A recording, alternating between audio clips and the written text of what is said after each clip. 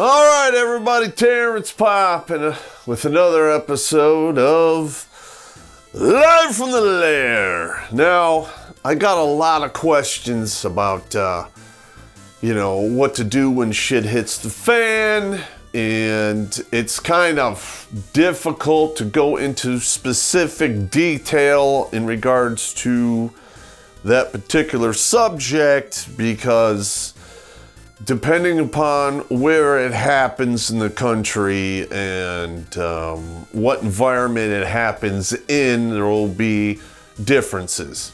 When shit hits the fan, there are definitely consistencies that you can use to build your plan against. Over here on this board, there are just some basic general things that everyone needs to keep in the back of their mind when and if they have to execute a plan that, takes place during a time when shit hits the fan. Number one, you have to basically be aware of what's going on in your surroundings. Is it pandemonium that is unorganized, like a zombie apocalypse, law has collapsed, and people are just going crazy?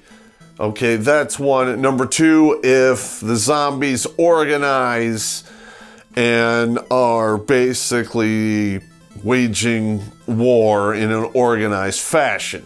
And if that happens, is there an opposing force against them, i.e. the United States Army or something along that ilk?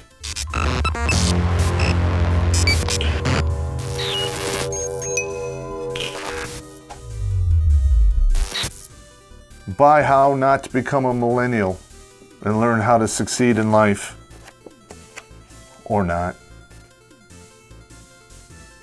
End of commercial. How Not to Become a Millennial is the perfect gift to pour salt in the regret-filled wounds of Biden voters, because unemployment gives them plenty of time to catch up on all the reading they should have done before voting Democrat. A link is in the description. Okay, now number one, you need to be aware of all exfil routes out of the area in which you occupy. And I've already talked about this, train tracks, power lines, highways, or main roads. There's a lot of main roads that will do the same thing as a highway. It's slower, it's not quite as observed, and it won't attract a lot of attention. That's more of what I'm talking about. All right, number two is the high-speed avenues of approach.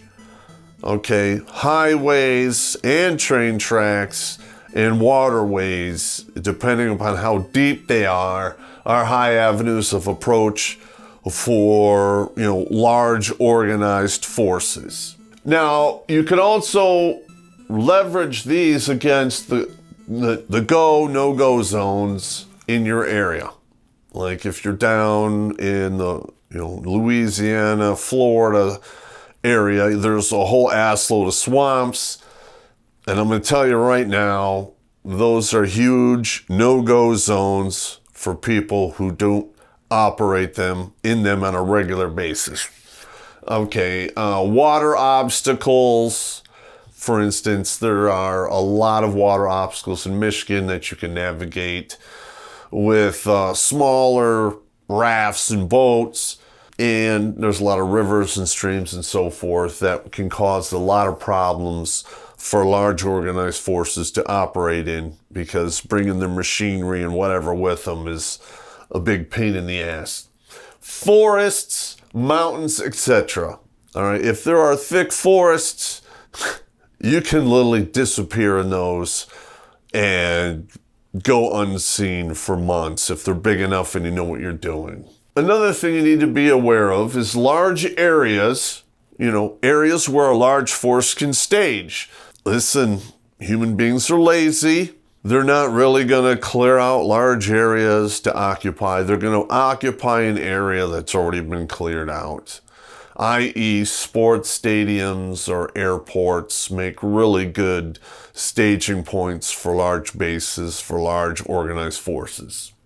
All right, you need to know where they are so you can stay away from them, because bad shit happens During times like that, if you get too close to the wrong people and somebody's lazy or somebody doesn't care and you wind up getting whacked. It happens. I saw it happen in Iraq.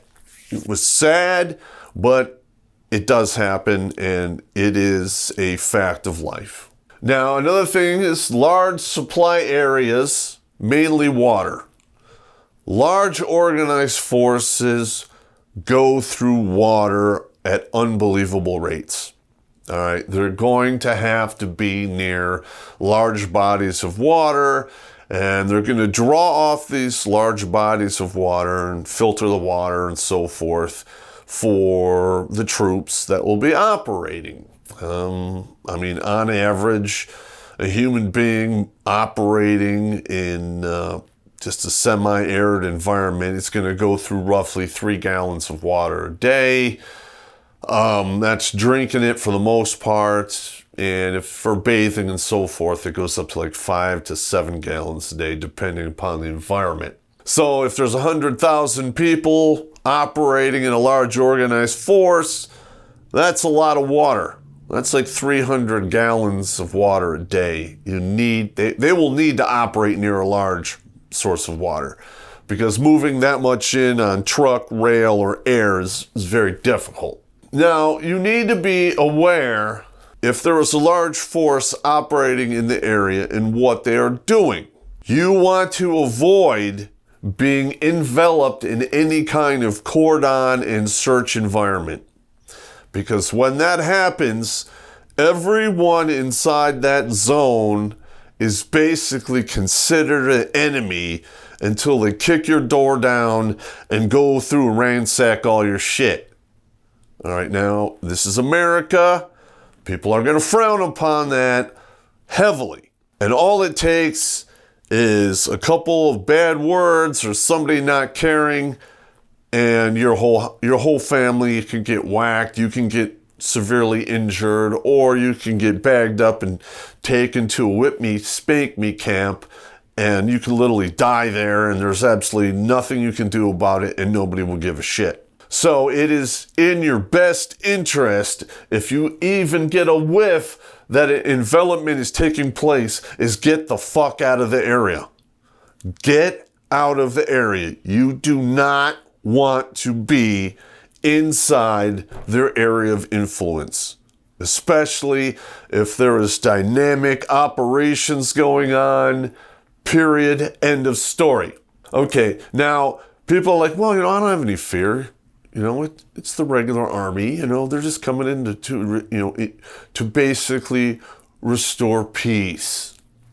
Listen, they're not your friend. By the time big army starts moving, they are looking at everyone before them as an enemy and potential target. Period. Listen, I did 33 years in the army. I know what I'm talking about. But the big army, the wheels of the big army will grind you into dust if you are dumb enough to get caught up in the waxworks. You do not look at them as your friend, because they're not. And it doesn't really matter who the big force is. They are not your friend. In that area where the big force is moving around and doing dynamic operations, whatever force it is not your friend. You do not want to be there. You want to get the hell out of Dodge with your family and your friends or what have you. You don't want to be there. You want to survive, and that means you get the hell out of the way. All right, now the second board, we're going to be talking about FMs, which are field manuals that the big army uses to train against. I went through them and I picked out some of the bigger ones that you yourself can read to take a lot of the mystique out of what a big force will and will not do. If you know what a big force is going to do, you can actually take steps to get the fuck out of the way. All right? If you can recognize, hey, okay, there's scouts. Scouts are always before a big force. I see scouts, I'm leaving. I can guarantee you, when you see scouts doing scouting shit, operations are 24 to 72 hours behind them. End of story. Now, you can get these PDF versions of all of these FM manuals on globalsecurity.org. Okay, they are not classified, and anyone who knows how to use a computer can get their hands on them. All right, you can simply do a search for United States Army Training Field Manuals. You get a master list of all the current publications that are up to date, and you can actually PDF them and download them, store them to your computer for future reference or whatever you want to do. All right, now here's a big one, FM 2.0, which is intelligence. This is basically an overview of how the Army is going to collect, process, and distribute their intelligence products. Now, Army intelligence, for the most part, is an oxymoron. I'm not going to tell you that they're always wrong, but they're certainly not always right. When I attended Intel Analyst School, I remember the instructor basically grateful that I showed up because, with all of my credentials, I had real-world experience on the ground. And when I was making assumptions of what commanders should do in specific areas, I knew exactly what I was talking about in regards to terrain and what can and cannot be done. Because let me tell you, there's been many times I got an intel product that required me to, go to a hill and then go down a cliff, which was 120 feet. There was no specific equipment supplied for that mission because the people who were pushing it down to me didn't seem to realize that when the contour lines get real close, gravity starts to take effect, and if you're not careful, people will die.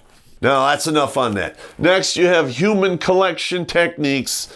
You're going to get a bird's eye view of how spycraft works and how they use basically intelligence assets that are of human nature, informants, spying and so forth. It's not as in-depth what you get in the CIA manuals, but you have to buy those on Amazon, and they're written from people who actually were in the organization, and they're a lot more informative. All right, next you have combined arms and urban operations and stability operations. Now, FM-06.11, you're going to see how they're going to do combined arms, and they do cover cordon and search in here. Now, when they use the term combined arms, they're talking infantry armor, air assets, and artillery. That is how the big army rolls. The infantry secures the ground. If they can't do it outright, then it's either hit with artillery, covered by air assets, and when that's all done and everyone has been blown to hell, then the infantry comes in and does battle, assessment damage, and secures the area. All right, stability operations take place after that has happened, and they're trying to bring the local area that has been dominated back up to speed so the civilian population can get on with business. This also falls under civil affairs. I'm going to be honest, the United States Army dumped a lot of money into civil affairs. I did civil affairs for years. Even today, they are sorely lacking. All right, so I can honestly say if you are in an area was a battle space of any type, you're fucked. All right, you're not going to get water. Your power is not going to be cut on right away. Food is going to be scarce, and they don't give a shit about you. That's why it's important not to be there when that happens. All right, next we have FM 3-7, which is an NBC Field Handbook.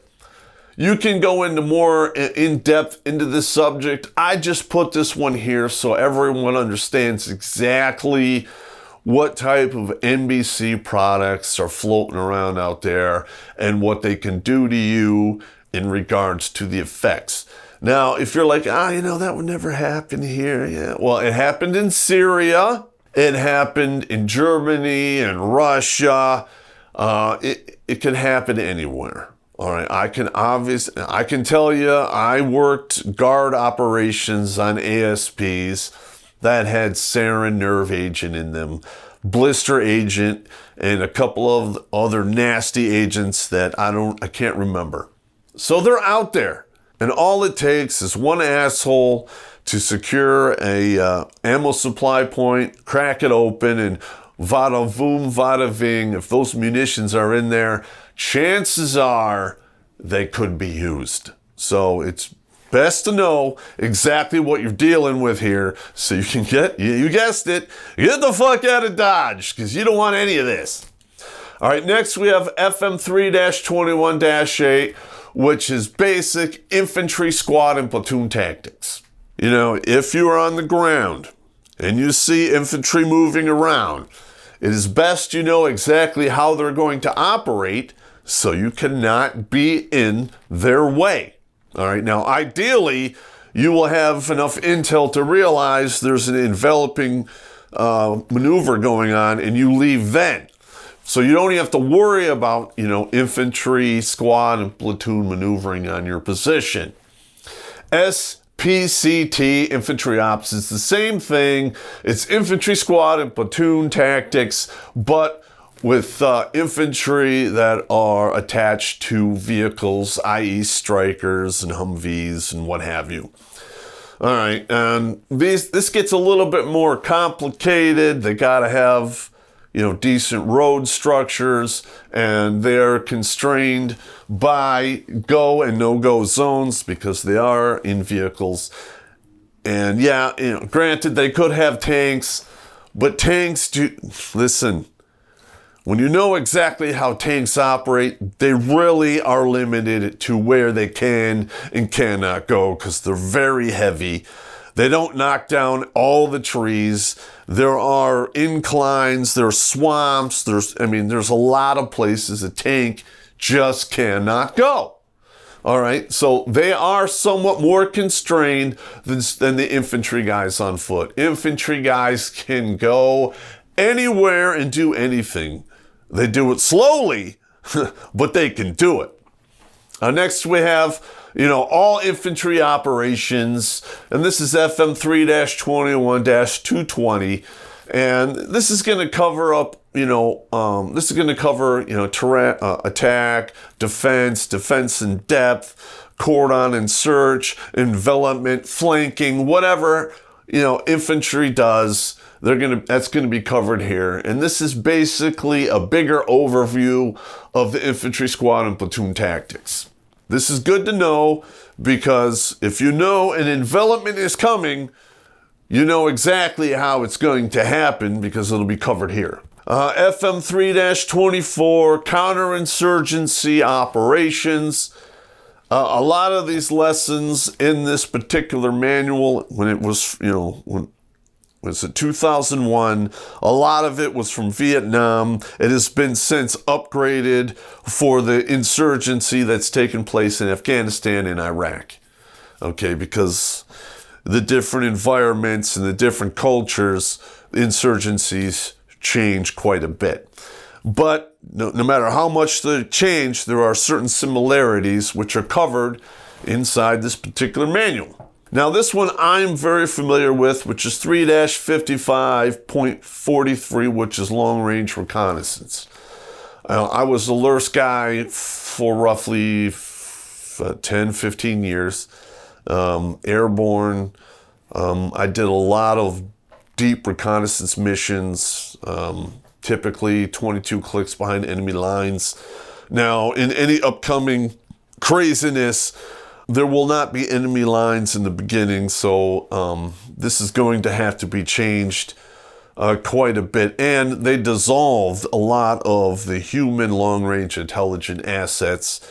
And just like after Vietnam, they discovered, holy shit, those guys really are needed. And now they're jumping through hoops trying to reestablish these particular units. Now, typically, you'll have anywhere from 4 to 7 guys. They'll have the high-speed commo gear. They may or may not have cameras. They'll have the basic light infantry weapons. But their most dangerous weapon is that radio, because with that radio, they can call in all kinds of problems. And whenever you see these guys, just stay the hell away from them and get the hell out of the area, because you don't want none of that. All right, now over here is 3-25-11 First Aid.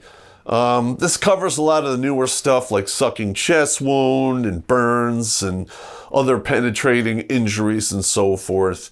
I threw this in here because everyone should be up to speed on it. It's free. You download the PDF. You can give yourself a class and figure it out. Hell, all of this stuff is found on YouTube. You can actually watch your own particular class on how this stuff works. And a lot of the stuff that I have seen is actually from War College, and they teach it to lieutenant colonels who may or may not become battalion commanders. And later on, if they're good enough, corps and brigade and, commanders. I personally think a lot of the officers that get that high up in there are fucked up, and they're more political than tactical. And I know very few at that level that are any good at their job, let alone good human beings. That's just my personal opinion, though. All right, now FM 7-0 through 7-100, there's a whole bunch of manuals, and this is basically how they train the force.